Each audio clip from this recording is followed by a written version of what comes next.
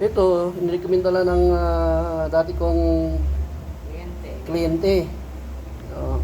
Kaya ka? Naman no? Sige ma'am lang. Dito yung masakit yung loob ko. Tanong maabit karon pa dito na eh.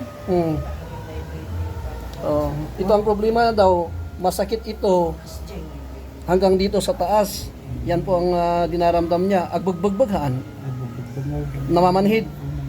Namamanhid. May kasi mo. May kilom.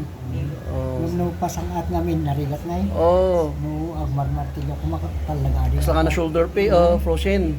Yung dito tinasakit ngayon mo ko. Dito daw yung masakit, pero pag nagmamartilyo siya, na siguro madaling mangalay. Madaling mangalay. Simple lang. Simple lang yan. Kung mga taon mo? 52. 52. Carpinteros.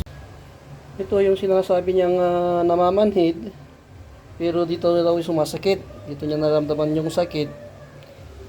Pero pag nagmamartilyo siya, na madaling niya ko natin, mangalay. Saka namamanhid na ito.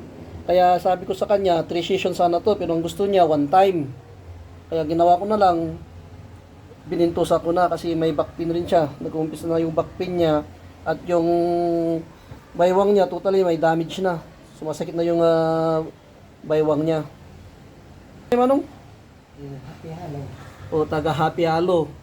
Inirekomenda nung pastora na dati kong kliyente. Kulang siya sa sa tubig kasi yung texture of muscles matigas. Yan. Yan. Yung kanina, yung sinasabi niya, hindi niya may taas. Katatapos kang nilot, sige. 8. Yan. Tunog pa. Sulit tayo, di ba? Ito yung sinasabi mong parang namamanhid.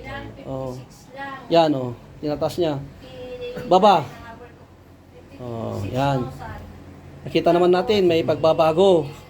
Pero hindi naman magic. Kaya sabi ko pag may konti-konting sakit pa, ibalik niya lang bukas. Pero kung talagang okay na, okay na.